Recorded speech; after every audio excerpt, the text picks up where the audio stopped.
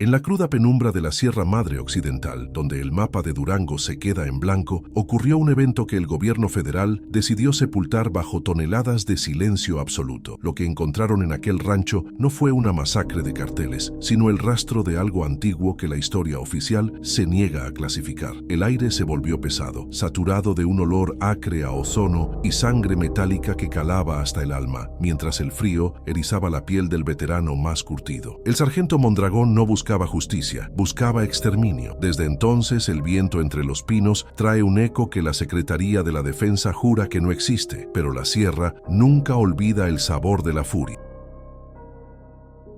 El viento de la Sierra Madre Occidental sopla con una frialdad que parece nacer del mismo hueso de la tierra, envolviendo el jacal de piedra donde Serafín Mondragón consume sus días en un silencio absoluto. El hombre, conocido anteriormente en las filas de los grupos aeromóviles de fuerzas especiales como el Sargento, carga con una historia escrita en cicatrices y pólvora quemada que prefiere no compartir con el mundo exterior. Su refugio se encuentra en las alturas de Durango, un terreno donde la civilización pierde su nombre y las leyes son dictadas por el hambre de los depredadores y la resistencia del pino. El aislamiento no es para este veterano una condena, sino una elección táctica nacida del cansancio tras décadas de persecuciones en las selvas del sur, buscando ahora una paz que solo la soledad de la montaña puede ofrecer a un espíritu fragmentado. Si te apasionan las historias de suspenso y leyendas oscuras en el México rural, suscríbete ahora y deja un comentario sobre qué harías tú en medio de la sierra. La rutina de Serafín Mondragón comienza antes de que el primer rayo de sol logre perforar la densa niebla que desciende de los picachos más altos. Cada movimiento está calculado con una precisión militar que los años de retiro no han logrado erosionar, manteniendo un orden estricto en la limpieza de los perímetros y la revisión de los suministros. El sargento no permite que el ocio nuble su juicio, pues sabe que en estas altitudes el error más pequeño se paga con la vida ante la inclemencia del clima o la fauna. Sus manos callosas y firmes trabajan la tierra y la madera, con una parsimonia que oculta una capacidad de respuesta inmediata ante cualquier anomalía en el ambiente sonoro de la sierra. La disciplina es el único lenguaje que el veterano reconoce como válido para sobrevivir en un entorno que devora a los hombres descuidados y débiles de espíritu. Sobre la mesa de encino reposa el Winchester modelo 70, una herramienta de precisión que Serafín trata con la reverencia que otros hombres reservan para sus deidades. El rifle, con su culata de madera gastada pero perfectamente cuidada, posee una luneta táctica que permite dominar las distancias en los desfiladeros profundos donde la vista humana suele fallar. Cada noche, el ritual de limpieza se repite sin falta, lubricando el cerrojo y verificando que el estriado del cañón esté libre de cualquier impureza que pudiera desviar el plomo de su trayectoria final. El sargento conoce la balística de su arma como si fuera una extensión de su propio sistema nervioso, entendiendo cómo el aire ralo de la montaña afecta la caída de la bala. En este rincón olvidado de Durango, el Winchester no es un objeto de caza, sino el último garante de una soberanía personal y solitaria. Atada a su cinturón de cuero grueso, siempre cuelga una faca de combate forjada en acero al carbono, cuyo filo es capaz de rasurar el vello del brazo con un roce. Serafín dedica horas a asentar el metal sobre una piedra de río fina, buscando ese ángulo perfecto que permite penetrar tanto el cuero endurecido de un animal como el equipo táctico de un invasor. La hoja carece de brillos innecesarios, habiendo sido oscurecida para evitar reflejos delatores que pudieran entregar su posición en medio de la maleza densa de los pinos. El peso del arma blanca en su cadera le brinda una seguridad táctica que los años de combate cuerpo a cuerpo le grabaron en el instinto básico. Para el ex militar, la faca representa la última línea de defensa, el recurso final, cuando el ruido del disparo ya no es una opción viable en la oscuridad. El orgullo y la verdadera fuerza del rancho residen en 3 ejemplares de alano español, perros de presa masivos que patrullan los límites de la propiedad con una seriedad aterradora. Estos animales poseen pechos anchos como barriles y mandíbulas diseñadas para inmovilizar ganado bravo sin ceder un solo centímetro de terreno ante el dolor. Sus pelajes atigrados se camuflan entre las sombras de los troncos, permitiéndoles moverse con una agilidad sorprendente a pesar de su peso y musculatura compacta. El sargento los entrenó bajo una disciplina férrea, eliminando cualquier rastro de ladrido innecesario para convertirlos en guardianes silenciosos que solo rompen el aire con el chasquido de sus dientes al cerrar. Los alanos no ven a Serafín como un dueño, sino como el líder de una jauría técnica donde la lealtad se paga con sangre y una vigilancia constante sobre el territorio. La disposición de los perros durante la noche sigue un esquema de cobertura mutua que minimiza los puntos ciegos alrededor de la vivienda de piedra y el pequeño corral. Uno de los alanos siempre se posiciona en el punto más alto del terreno, mientras los otros dos alternan rondas de reconocimiento olfativo por las brechas que conducen hacia los acantilados. La inteligencia de estos canes les permite distinguir entre el movimiento errático de un venado y el avance sigiloso de un depredador que intenta ocultar su rastro en el viento. Sus orejas, recortadas para evitar agarres en peleas, están siempre en movimiento, captando frecuencias que el oído humano de Serafín ya ha perdido tras años de detonaciones y explosiones. La fuerza bruta de sus cuellos es capaz de derribar a un hombre adulto en cuestión de segundos, convirtiéndolos en la barrera física más letal del rancho. En contraste con la severidad de los perros de presa, un pequeño cachorro de Xoloitzcuintli se mueve entre las piernas del veterano como una sombra cálida y carente de pelo. El animalito fue un regalo de un antiguo compañero de armas, quien aseguraba que esta raza antigua poseía la capacidad de ver aquello que los ojos vivos ignoran por miedo. Serafín observa al cachorro con una ternura ruda, viéndolo no como un perro de trabajo, sino como un guardián espiritual necesario para mantener el equilibrio en un lugar tan cargado de silencios. La piel oscura y caliente del xolo resalta contra el suelo gris y su presencia parece calmar los ánimos de los alanos cuando la tormenta ruge con fuerza afuera. Para el hombre de guerra, el pequeño perro es el único vínculo que le queda con una humanidad que decidió abandonar hace mucho tiempo atrás. La ubicación del rancho en la Sierra Madre Occidental impone un aislamiento que se mide en horas de cabalgata y fatiga extrema para cualquiera que intente acercarse. Durango ofrece un paisaje de cañadas que parecen no tener fondo y bosques de coníferas donde la luz solar apenas logra tocar el suelo cubierto de agujas de pino. El aire es tan ralo y frío que cada respiración quema los pulmones, recordándole al sargento que la naturaleza no es una madre, sino una entidad indiferente que permite su estancia bajo condiciones estrictas. La ciudad más cercana es un recuerdo borroso de calles ruidosas y corrupción, separada por kilómetros de terreno intransitable que actúan como una muralla natural contra el mundo moderno. Aquí, el tiempo no se rige por relojes, sino por el cambio de las sombras en los muros de roca y la migración de las aves. Los habitantes de los pueblos lejanos en la falda de la sierra hablan en susurros sobre los antiguos dueños de la montaña, entidades que reclaman tributos de sangre cuando se les olvida. Serafín escucha estas historias con el escepticismo de quien ha visto los horrores que el hombre es capaz de infligir, pero nunca ignora las señales del entorno que lo rodea. Los lugareños evitan ciertas zonas de la Sierra Madre cuando cae la tarde, asegurando que existen sombras que no pertenecen a ningún árbol y ruidos que desafían la lógica de la fauna conocida. El sargento mantiene su vigilancia no por superstición, sino por un respeto profundo hacia el territorio que ha decidido ocupar, entendiendo que el silencio de la sierra suele ser el preludio de algo que observa desde la oscuridad. El misterio es una capa más del clima que domina Durango. La vigilancia constante es el estado natural de Serafín Mondragón, quien nunca se sienta de espaldas a una ventana o puerta, incluso dentro de la seguridad de su hogar. Cada crujido de la madera, cada cambio en la dirección del viento y cada reacción de sus perros es analizada por una mente entrenada para detectar amenazas antes de que se materialicen. El hombre vive en un umbral donde el pasado militar y el presente ermitaño se fusionan en una técnica de supervivencia que no conoce descanso ni tregua. La montaña exige una atención absoluta y el veterano está dispuesto a entregarla a cambio de la libertad que solo el desierto de altura puede proporcionar a un guerrero. En el corazón de Durango, el sargento ha construido un fuerte personal donde la soledad es su arma más afilada y el entorno su único y verdadero confidente. El silencio absoluto descendió sobre la serranía de Durango como una sábana pesada, borrando incluso el crujido constante de las ramas de los pinos bajo el viento helado del otoño. Serafín Mondragón permanecía en 1900, su catre, con los ojos abiertos en la penumbra, sintiendo una presión inusual en la atmósfera que hacía que el aire pareciera cargado de electricidad estática. El pequeño cachorro de Xoloitzcuintli, que solía dormir al pie de su cama, emitió un gemido casi imperceptible, un sonido de pura angustia que no pertenecía a un animal simplemente asustado. El veterano sintió cómo el vello de sus brazos se erizaba ante una frecuencia sonora que no lograba identificar plenamente, pero que su cuerpo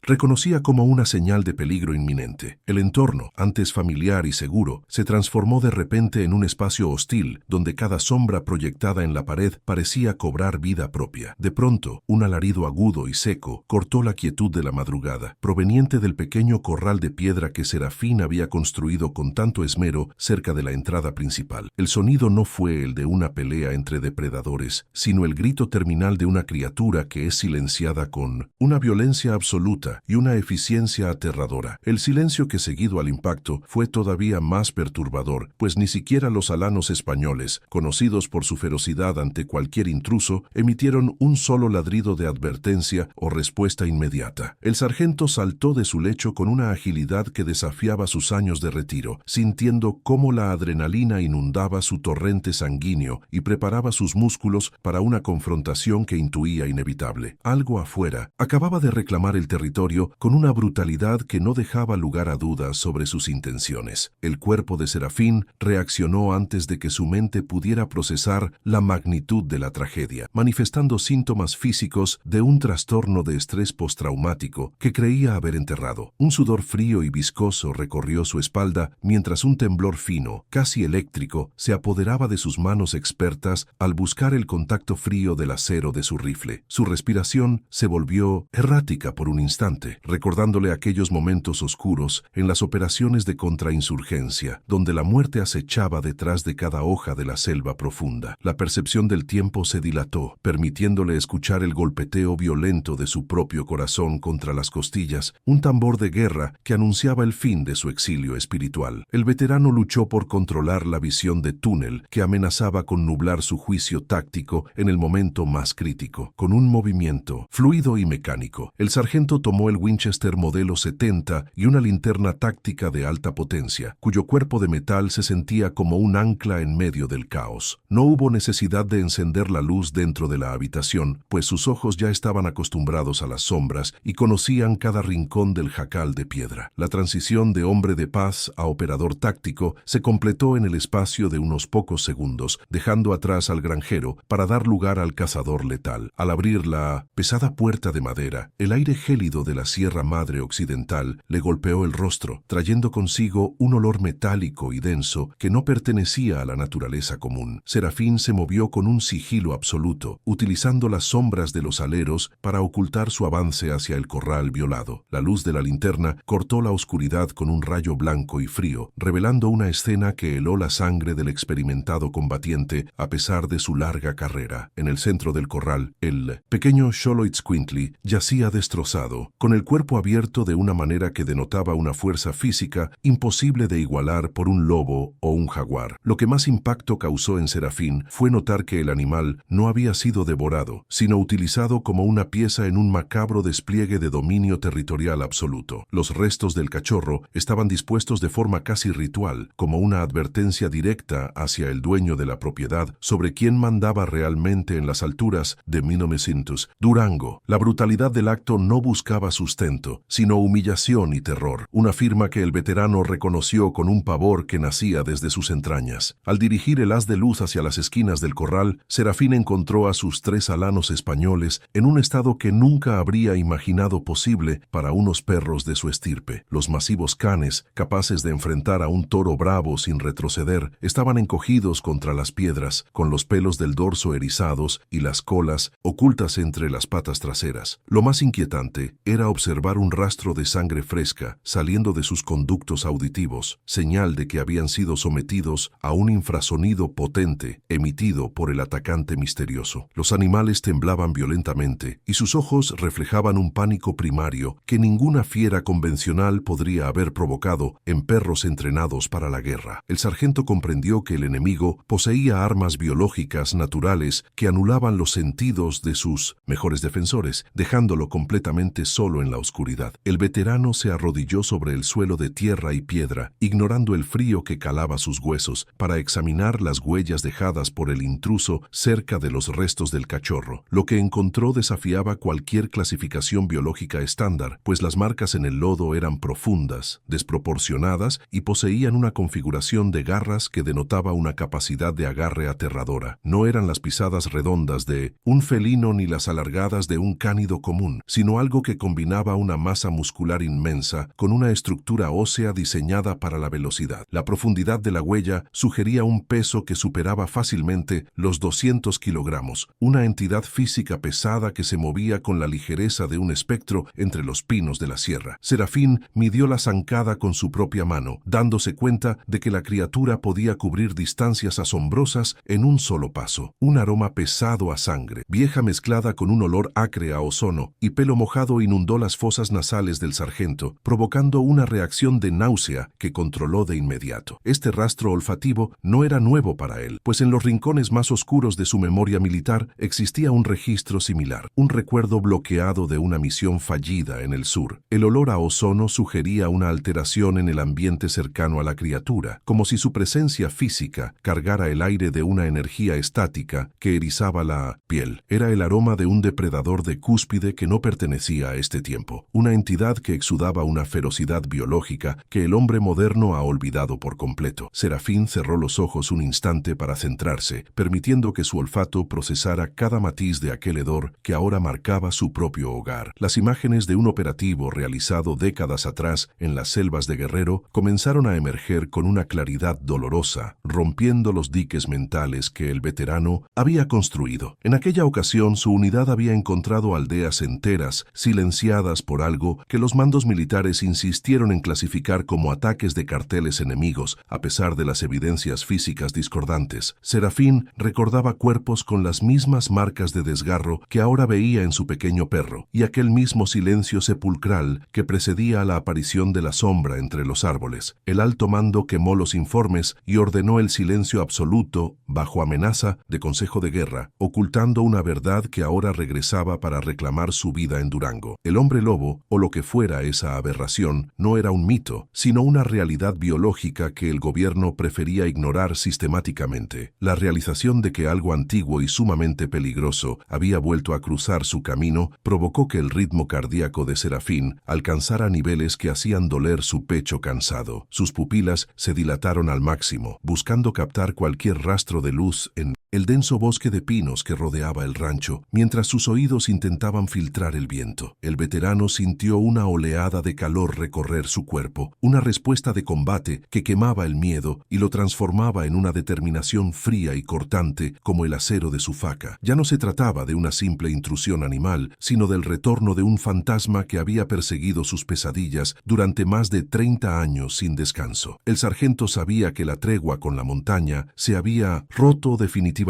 y que el pasado demandaba una conclusión escrita con sangre y plomo. Al inspeccionar la estructura de piedra del corral, Serafín notó que varias de las rocas más pesadas habían sido desplazadas con una facilidad que sugería una fuerza física bruta fuera de toda escala. No había marcas de herramientas humanas, solo surcos profundos dejados por uñas potentes que habían raspado el mineral como si fuera arcilla blanda durante el breve y letal ataque inicial. La brecha en la pared no fue hecha para entrar, sino para demostrar que ninguna construcción humana era capaz de contener el avance de la criatura si ésta decidía pasar. Cada detalle de la escena confirmaba que el atacante poseía una inteligencia táctica orientada al terror psicológico, seleccionando el objetivo más débil para quebrar la voluntad del defensor. El sargento pasó sus dedos por los surcos en la piedra, sintiendo la vibración residual de una violencia que todavía parecía flotar en el ambiente frío. La mente del ex militar descartó rápidamente la posibilidad de que se tratara de un oso de gran tamaño o un jaguar errante, pues ninguna de esas especies mostraba tal comportamiento territorial. Los depredadores naturales del norte de México evitan el contacto con los asentamientos humanos a menos que el hambre sea extrema, y nunca atacan con tal nivel de ensañamiento innecesario. Lo que Serafín enfrentaba era algo que poseía una conciencia de su propia letalidad, una entidad que disfrutaba del proceso de la caza más que del consumo de la presa misma. Las historias de los nahuales que escuchaba en los pueblos ahora cobraban un peso físico, transformándose de cuentos fragmentos de fogata en una amenaza biológica palpable y extremadamente difícil de abatir. El veterano comprendió que las reglas del juego habían cambiado y que sus herramientas convencionales podrían no ser suficientes ante semejante anomalía de la naturaleza. El mensaje territorial era claro y contundente. El hombre lobo reclamaba la soberanía de aquellas tierras altas y consideraba al hombre como una molestia que debía ser erradicada o sometida por el miedo. Serafín observó cómo la niebla comenzaba a filtrarse por los huecos de la pared del corral, dándole a la escena un aspecto fantasmal que acentuaba la soledad de su posición defensiva. No habría ayuda externa, pues la estación de policía más cercana ignoraría cualquier reporte que mencionara ataques de criaturas imposibles en medio de la Sierra Madre Occidental. El veterano se encontraba en una guerra de un solo hombre contra una fuerza de la naturaleza que la ciencia se negaba a catalogar, pero que el miedo conocía bien. La invasión de su territorio no quedaría sin respuesta, pues el sargento había sido forjado en el fuego de la confrontación y no sabía cómo retroceder ante el peligro. Los relatos sobre los antiguos dueños de la serra volvieron a su mente, no como supersticiones, sino como informes de inteligencia que contenían verdades parciales sobre el comportamiento de la bestia que acechaba. Los viejos decían que estas criaturas podían oler el miedo a kilómetros de distancia y que sus ojos reflejaban una inteligencia fría que superaba a la de cualquier animal salvaje conocido. Serafín recordó las advertencias de no silbar en el bosque de noche y de mantener siempre una llama encendida, consejos que ahora parecían estrategias de supervivencia vitales en lugar de folclore. El hombre lobo era una realidad física, una masa de músculos y tendones que sangraba y sentía dolor, lo que significaba que también podía ser herida y eventualmente eliminada. La clave para la supervivencia residía en entender la psicología de un depredador que se creía invulnerable en su propio dominio de sombras y frío. El conflicto interno entre el soldado que deseaba cazar y el ermitaño que buscaba paz se resolvió con una rapidez violenta en el pecho de Serafín Mondragón mientras contemplaba el desastre. La paz que había buscado en Durango era una mentira, una ilusión temporal que se desmoronaba ante la llegada de una verdad más antigua y brutal que cualquier guerra humana. El hombre sintió que su identidad como protector renacía de las cenizas de su retiro, cargando con la responsabilidad de detener a la fiera antes de que descendiera hacia los valles. Sus manos dejaron de temblar, adquiriendo esa firmeza glacial que lo había convertido en una leyenda dentro de las fuerzas especiales durante sus años de servicio activo en el sur. El cazador estaba de vuelta, y esta vez no peleaba por banderas o ideologías, sino por la memoria de lo que había perdido en esa madrugada sangrienta. Serafín regresó al interior de su jacal con pasos decididos, dejando que la puerta se cerrara tras él con un golpe seco que resonó como una declaración de guerra contra la montaña. En el silencio de la habitación comenzó a preparar su equipo adicional, verificando la carga de sus cartuchos Winchester de punta blanda diseñados para detener bestias de gran calado biológico. El veterano sabía que la noche apenas comenzaba y que el hombre lobo probablemente observaba sus movimientos desde la linde del bosque, esperando el momento de debilidad para atacar de nuevo. Cada pieza de equipo fue revisada con una meticulosidad obsesiva, asegurando que nada fallara cuando llegara el momento de apretar el gatillo contra la sombra que acechaba afuera. El sargento estaba listo para enfrentar su destino, transformando su dolor en una herramienta de combate precisa y letal que no conocería la piedad ni el descanso. El aroma acre a ozono y sangre fresca actuó como un detonante sensorial, transportando la mente de Serafín Mondragón décadas atrás hacia las selvas asfixiantes del sur del país. Aquella memoria, enterrada bajo capas de disciplina militar y aislamiento voluntario, emergió con la fuerza de una luz, trayendo consigo el calor húmedo de guerrero y el sonido constante de los insectos. El sargento recordó el peso del equipo táctico sobre sus hombros y la tensión eléctrica que precedía a los operativos de búsqueda y destrucción en zonas controladas por fuerzas irregulares. El presente en Durango se desdibujó por un instante, permitiendo que las sombras de los pinos se transformaran en la vegetación impenetrable de una jungla donde la luz solar nunca tocaba el suelo. El horror original no nació de una leyenda urbana, sino de una experiencia física traumática que el gobierno federal decidió borrar sistemáticamente de los registros oficiales.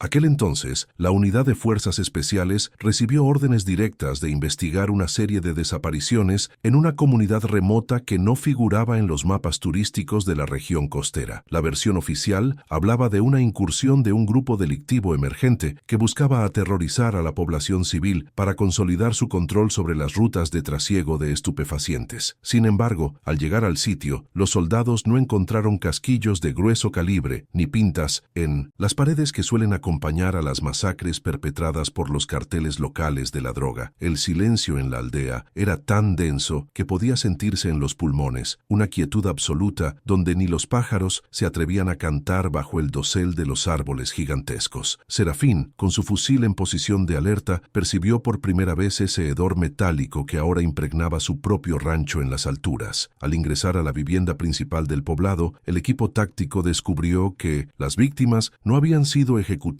con armas de fuego, sino despedazadas con una fuerza mecánica descomunal y salvaje. Las paredes de madera mostraban surcos de garras que habían atravesado el material como si fuera papel, dejando rastros de un pelaje áspero y oscuro adherido a las astillas ensangrentadas. No había señales de robo ni de saqueo, solo un despliegue de violencia biológica pura que desafiaba cualquier lógica de combate convencional conocida por los hombres de armas. Los cuerpos presentaban desgarros profundos en las cavidades torácicas, realizados con una precisión que mezclaba el instinto animal con un conocimiento perturbador de la anatomía humana. Serafín sintió un frío gélido recorrer su columna vertebral al comprender que no buscaban supervivientes, sino que estaban ante la presencia de un depredador que cazaba por deporte. El primer contacto visual ocurrió durante una patrulla nocturna en los límites de la selva, cuando una sombra masiva se desplazó entre los árboles con una velocidad que la vista humana apenas podía procesar. El sargento alcanzó a distinguir una figura erguida sobre dos patas que superaba los 2 metros de altura, cubierta por una musculatura densa que vibraba bajo una piel curtida por el clima. Los ojos de la criatura no brillaban con la luz artificial de las linternas, sino que absorbían la claridad, reflejando una inteligencia calculadora y desprovista de cualquier rastro de humanidad. Un disparo de advertencia se perdió en la maleza sin causar efecto,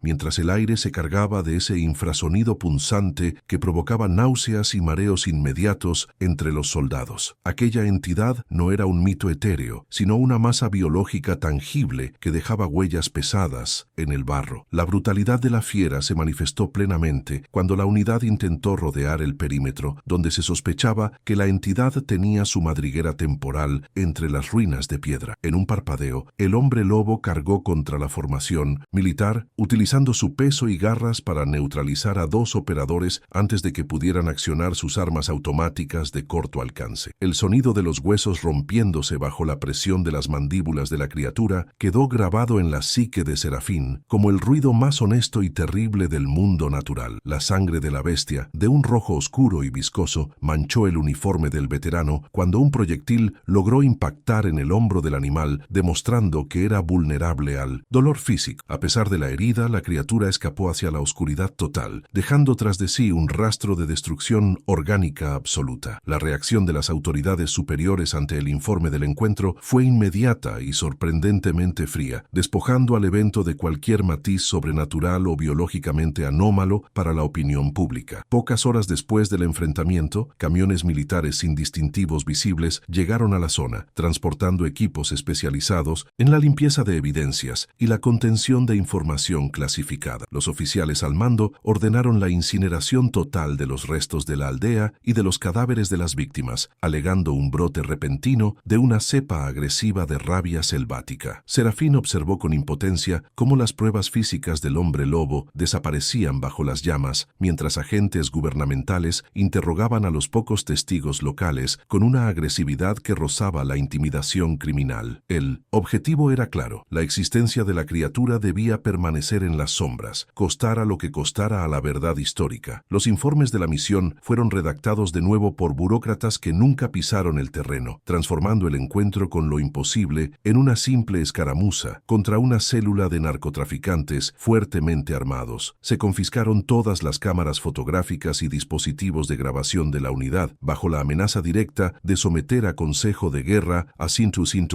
cualquiera que mencionara el aspecto físico del atacante. El sargento remoto, fue testigo de cómo se fabricaban evidencias falsas, incluyendo la colocación de armamento ilegal en las ruinas para justificar la operación ante los medios de comunicación nacionales e internacionales. La maquinaria del Estado trabajó con una eficiencia aterradora para silenciar la realidad biológica de una entidad que no encajaba en los libros de texto ni en los presupuestos de seguridad nacional. El secreto se convirtió en una carga compartida por los supervivientes del grupo táctico. El hostigamiento hacia los soldados que intentaron cuestionar la versión oficial incluyó traslados punitivos a zonas de alto riesgo y la vigilancia constante de sus comunicaciones personales por parte de inteligencia militar. Serafín Mondragón comprendió que la fiera no era el único monstruo en la ecuación, pues los hombres encargados de proteger a la nación preferían el encubrimiento antes que la confrontación científica. Los veteranos de aquella misión fueron obligados a firmar acuerdos de confidencialidad vitalicia, vinculando sus pensiones y la seguridad de sus familias al mantenimiento de una mentira que carcomía sus conciencias cada noche. La figura del nahual, tan presente en el folclore mexicano, servía como una cortina de humo perfecta para desviar la atención de un fenómeno biológico que el gobierno no podía controlar ni explicar. El horror original quedó sepultado bajo toneladas de papel oficial y cenizas. Aquella experiencia marcó el inicio del fin de la carrera militar de Serafín, quien empezó a ver enemigos en cada oficina de mando y sombras de la bestia en cada bosque que patrullaba. La sensación de ser observado por una inteligencia superior y depredadora nunca abandonó su mente, convirtiendo su vida en un ejercicio de paranoia técnica y preparación constante para un regreso inevitable. El veterano sabía que la criatura que hirieron en la selva del sur no era un ejemplar único, sino parte de una estirpe que habitaba los rincones olvidados de la geografía mexicana. El gobierno podía quemar los informes, pero no podía borrar el rastro genético ni el instinto territorial de una especie que reclamaba su lugar en la cadena alimenticia. Si quieres descubrir la verdad detrás de los secretos que el gobierno oculta en las sombras de la sierra, suscríbete y activa la campana para más relatos de realismo oscuro. La ambigüedad sobre el origen de la criatura alimentaba los debates silenciosos entre los pocos operadores que sobrevivieron a la misión original en la selva de Guerrero durante aquellos años oscuros. Algunos sugerían que se trataba de una regresión evolutiva, un animal desconocido que la ciencia moderna había pasado por alto debido a su capacidad extrema de camuflaje y hábitat inaccesible. Otros, más apegados a las raíces culturales de la región, insistían en que la entidad poseía una conexión con rituales antiguos de transformación que los pueblos originarios manejaban con respeto y temor. Serafín prefería ignorar las etiquetas místicas y centrarse en la realidad física de la bestia, su capacidad para sangrar, su necesidad de alimento y su vulnerabilidad ante un proyectil bien colocado. Para el guerrero, la clasificación taxonómica era irrelevante frente a la necesidad táctica de encontrar una forma efectiva de exterminar la amenaza biológica. El proceso de intimidación por parte de los altos mandos incluyó la quema de rollos fotográficos donde se apreciaban las huellas masivas y la estructura ósea de los restos encontrados en la maleza. Los agentes de inteligencia militar se encargaron de visitar a los familiares de los soldados caídos, entregando actas de defunción falsas que mencionaban accidentes de entrenamiento o emboscadas de grupos guerrilleros inexistentes. Esta red de mentiras creó un vacío informativo que permitió al hombre lobo seguir existiendo en la periferia de la civilización, sin que el público general sospechara del peligro real. Serafín aprendió a desconfiar de cualquier comunicado oficial, entendiendo que la seguridad nacional a menudo se traduce en la protección de secretos que podrían desestabilizar la percepción de la realidad cotidiana. La verdad se volvió un fardo pesado que el sargento cargó en soledad durante su retiro. La criatura demostró una capacidad de recuperación asombrosa, lo que sugería un metabolismo acelerado y una resistencia biológica superior a la de cualquier mamífero conocido por la medicina veterinaria o forense. Durante el seguimiento posterior al enfrentamiento en el sur, la unidad encontró restos de animales grandes que la fiera había utilizado para sanar sus heridas, consumiendo médula y órganos específicos. No era un monstruo de película que desaparecía con la luz del día, sino una entidad que habitaba el mundo físico y dejaba rastro de sus necesidades biológicas más básicas. Serafín recordaba haber analizado excrementos que contenían fragmentos de huesos humanos y restos de fibras sintéticas de uniformes militares, confirmando que la bestia no hacía distinciones a la hora de alimentarse. El horror residía en la normalidad de su existencia, dentro de un ecosistema que el hombre creía dominar. Los informes falsificados mencionaban que la zona de conflicto había sido limpiada de cualquier elemento hostil, pero los habitantes locales continuaron reportando avistamientos y desapariciones extrañas durante los meses siguientes a la partida del ejército. El